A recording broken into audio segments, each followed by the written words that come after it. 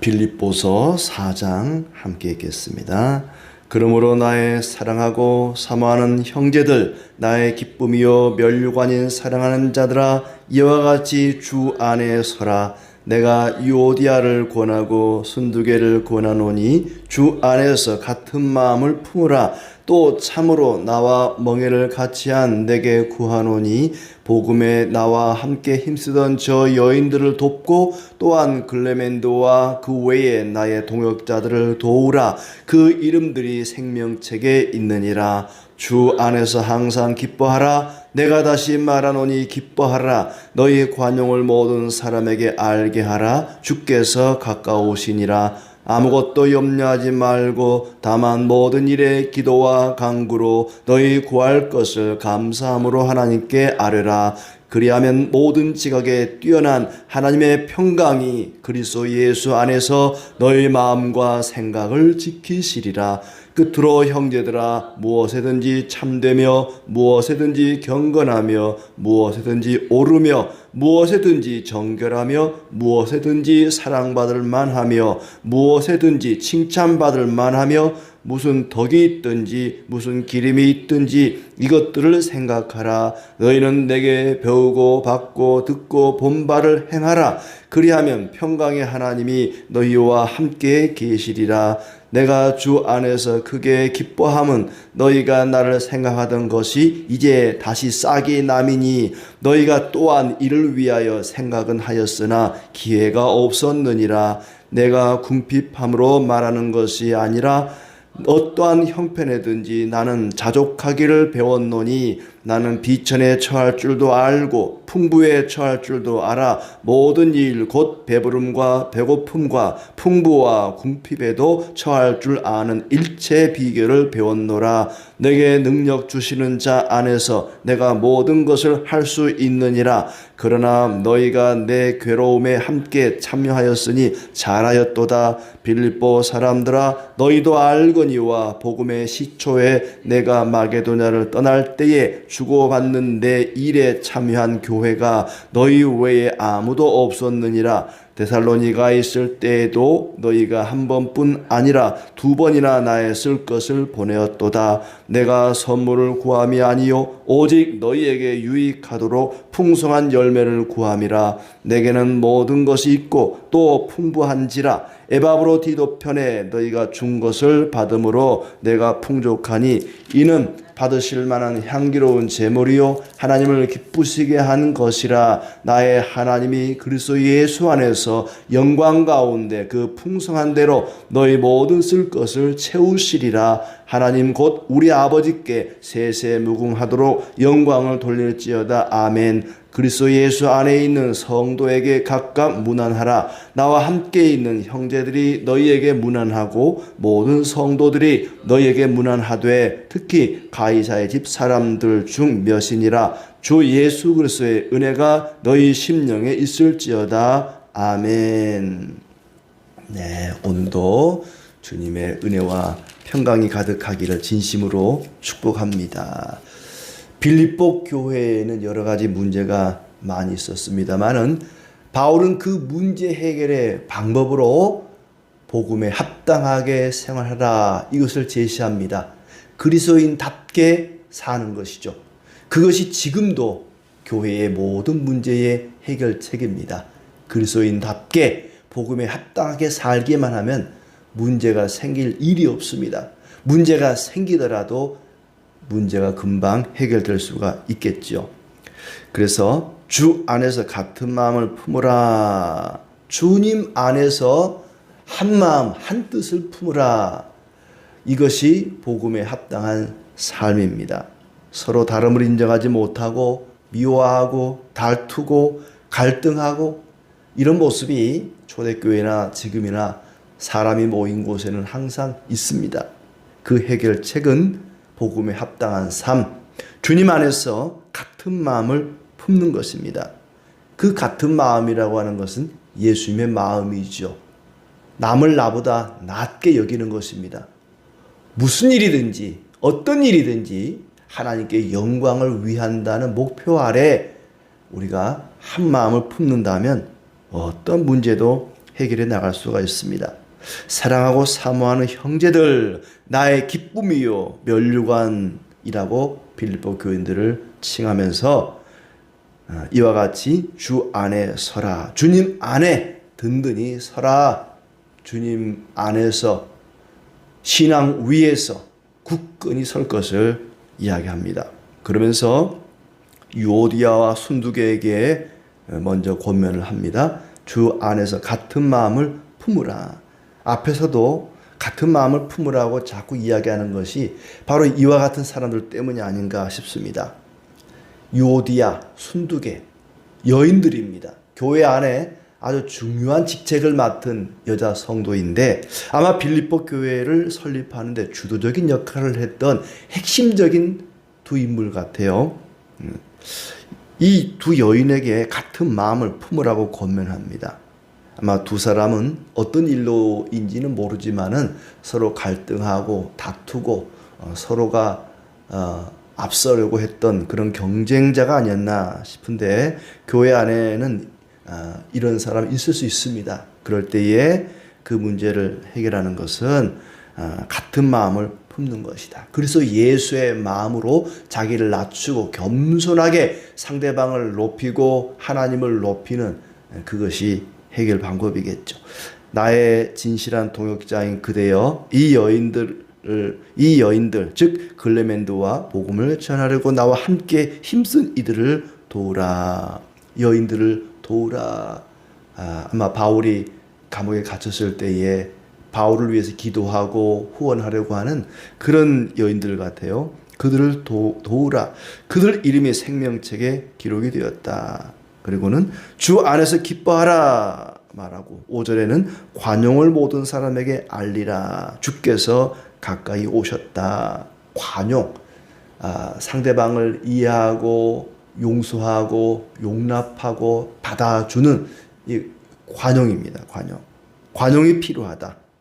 상대를 용납하고 용서하고, 왜냐하면 우리가 용서받은 자들이기 때문에, 우리가 하나님께 아무 값없이 용서를 받은 자들이기 때문에 교회 안에서도 서로를 용납하는 것이 필요하다.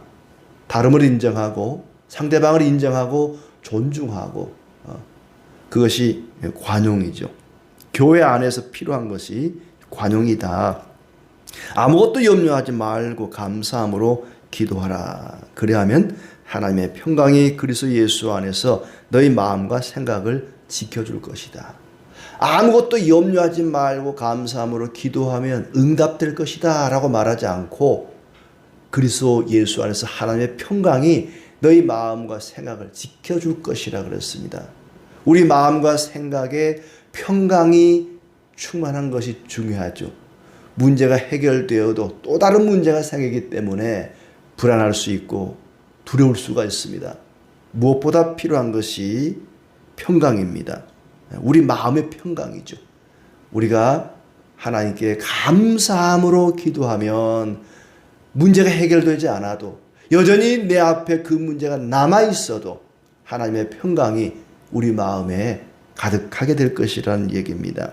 그리고 무엇이 참된 것인지, 무엇이 경건한 것인지, 무엇이 옳은 것인지, 무엇이 순결한 것인지, 무엇이 사랑스럽고 무엇이 명예롭고 무엇이 덕이 되고 무엇이 칭찬할 만한 것인지를 골똘히 한번 생각해 봐라. 어떻게 하는 것이, 어떻게 사는 것이 그렇게 선한 것인지를 한번 생각해 보고 나에게 배우고 받고 듣고 본 것을 실천하라, 행하라 그렇습니다. 행동하라. 그리하면 평강의 하나님이 함께 하실 것이다. 여기서도 평강을 이야기했습니다. 바울은 거의 대부분의 서신의 맨 앞에 인사말에 은혜와 평강을 축복하면서도 또 이렇게 중간중간에 평강을 강조합니다. 하나님의 말씀을 배우고 받고 듣고 배운 것들을, 본 것들을 실천하면, 행동하면 평강의 하나님이 함께 하실 것이다. 말씀을 실천하라. 듣고 배우고 본 것들을 실천하라. 행동하라. 그것이 바로 복음을 전하는 것이다. 다른 사람에게 말로, 입으로 예수 믿으라고 외치는 것도 중요하지만 그보다 먼저 말씀을 실천하라, 행동하라. 그것이 복음을 전파하는 것이다. 그 실천하는 내용은 앞절에 있는 8절에 있는 내용입니다. 참되게, 경건하게, 옳게, 정결하게, 또 사랑받을 만하게, 칭찬받을 만하게, 덕이 있게, 그렇게 행동하면 그것이 바로 복음을 전하는 것이다. 그것을 골똘히 생각하라 그랬죠. 생각만 하는 것이 아니라 무엇이 참된 것일까? 이렇게 하는 것이 참된 것인가? 저렇게 하는 것이 참된 것인가를 생각한 다음에 배우고 듣고 보고 이것이 참된 것이구나 하고 참된 것을 실천해야죠. 생각만 하는 게 아니라 앞에 8절은 생각하라 그랬고 9절은 그것을 행하라, 실천하라 그랬습니다. 우리가 하나님의 말씀을 배우고 무엇이 참되고 옳고 칭찬받을 만하고 덕이 될 만한 것인가를 생각해 보고는 그 길로 가는 것입니다.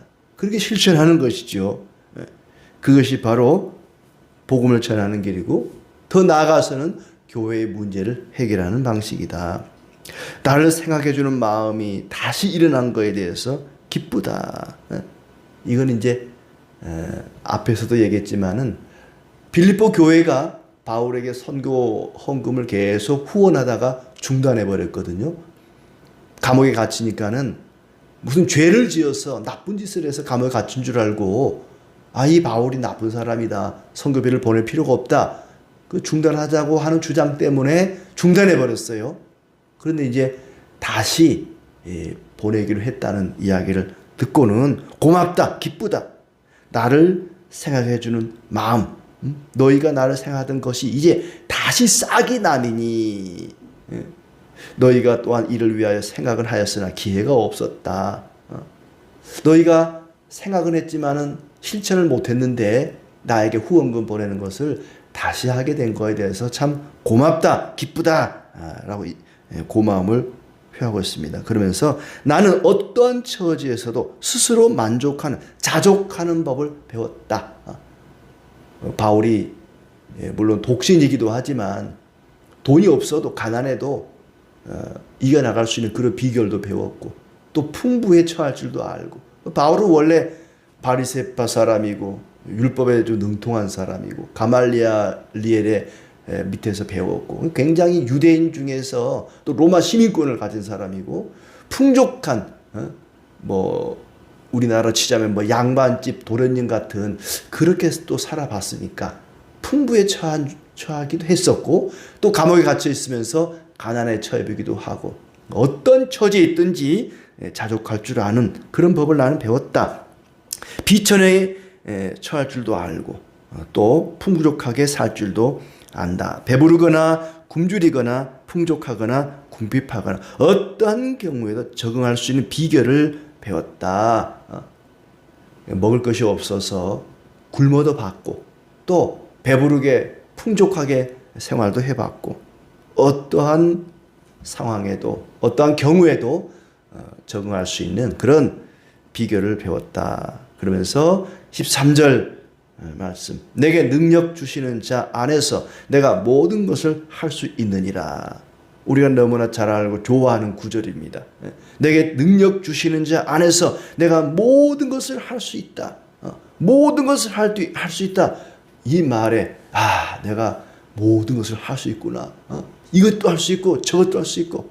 근데 이 말씀을 우리가 오해하면 안 되는 것이 주님의 능력으로 모든 걸 할 수 있다는 말이 아닙니다. 이 모든 것은 앞에 나온 얘기예요.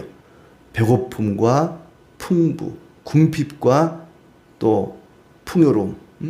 이것이 모든 것이에요. 모든 것은 이 앞에 나오는 거죠. 어떤 형편에서든지 비천에 처할 줄도 알고 풍부에 처할 줄도 알고 배고픈 상황에서든지 배부른 상황에서든지 내가 어떤 것도 다 감당해낼 수 있다. 모든 것을 할 수 있다라고 하는 말은 그 얘기입니다. 다른 어떤 것을 모든 걸 다 할 수 있다. 예수님 믿으면 슈퍼맨이 된다는 얘기가 아닙니다.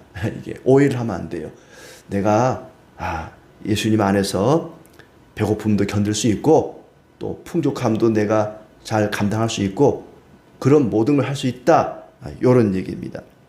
너희가 내 고난에 동참한 것은 잘한 일이다. 고난에 동참한 것이 뭔지는 정확히 모르겠어요. 금식 기도를 한 건지 무슨 철학 기도를 한 건지 기도하고 또 내가 안 먹고 안 쓰고 모아서 헌금하고 이게 아마 바울이 당하는 고난에 동참하는 것이 아닌가. 우리가 선교사들을 위해서 선교 헌금을 보낼 때에 단순히 그냥 내 통장에서 이체를 하는 것이 아니라 그분들을 위해서 금식하며 기도하고 그 밥값을 아끼고 또 내가 쓸 것 커피 한 잔 값 아끼고 그걸 모아가지고 선교비로 보내면 더 의미 있지 않을까 그런 생각을 해봐요.